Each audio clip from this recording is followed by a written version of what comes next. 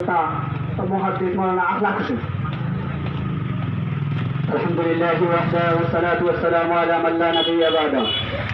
সম্মানিত ফতেপুরবাসী, এখানে অনেক বিজ্ঞজন রয়েছেন, তাদের সামনে কথা বলার সুযোগ নেই, যদিও আমাকে সুযোগ দেওয়া হয়েছে। আমি বলবো আজকের এই প্রতিবাদ মানববন্ধনে তিনটি বিষয় রয়েছে।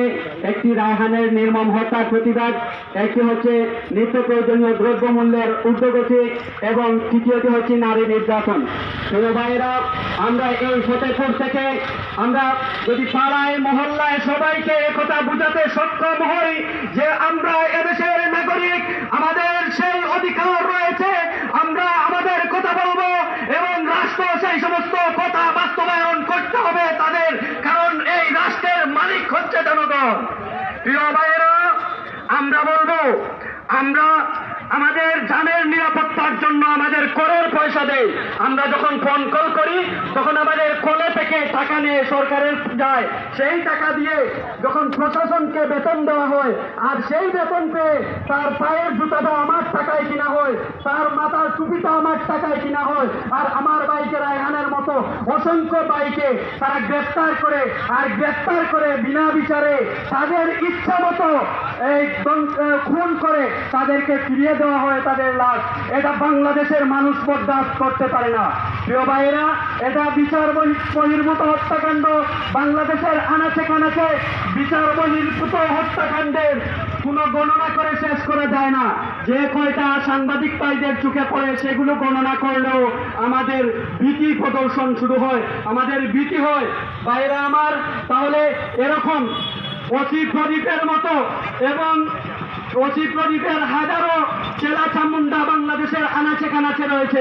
বলবো না প্রশাসনের সব বাইরেই নষ্ট হয়ে গেছে, কিন্তু প্রশাসনের এই সমস্ত যারা অন্যায় অত্যাচার করতেছে তাদের বিপরীতে একগুলো মানুষ যাদেরকে বাংলাদেশের সরকারের টাকা বিনিয়োগ করে তাদেরকে বেতন দেওয়া হয়, তারা হচ্ছে গোয়েন্দা সংস্থা।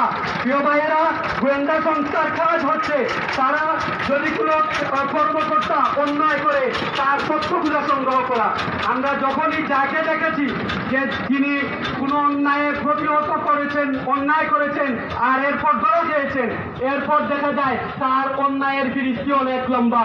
আমাদের প্রশ্ন হচ্ছে যে এই সমস্ত ভাইয়েরা কি কাজ করে, কি কাজের মাধ্যমে তারা তাদের বেতন নেয় যে এত লম্বা সময় থেকে তারা এই সমস্ত তথ্য উপাত্ত সংগ্রহ করতে পারে না। প্রিয় ভাইয়েরা, আমরা সর্বশেষ যে বিষয়গুলো বলবো, আমাদের নিত্য প্রয়োজনীয় দ্রব্যাদির যে পর্যন্ত ক্রয়ের যে ক্ষমতা আমরা হ্রাস পাচ্ছি ঊর্ধ্বগতি হওয়ার কারণে আমরা এই মানববন্ধন থেকে সরকারকে এই সমস্ত বাজার মনিটরিং এর মাধ্যমে তাদেরকে দ্রব্যমূল্য নিয়ন্ত্রণে নিয়ে আসার জন্য সবিনয়ভাবে উদাত্ত আহ্বান জানাচ্ছি। এবং নারী নির্যাতনের এই যে ফিরিস্তি শুরু হয়েছে, আমাদের চোখ খুললেই শুধু দর্শন আর দর্শন, এ ব্যাপারে সরকার যে উদ্যোগ নিচ্ছে তাও অস্বীকার করার মতো। তাদের এই সমস্ত আইন যাতে বাস্তবে প্রয়োগ হয় সেই আশা ব্যক্ত করে আমি আমার বক্তব্য এখানে শেষ করছি। আল্লাহ হাফেজ। ধন্যবাদ সংগ্রামী উপস্থিতি। এবারে আমাদের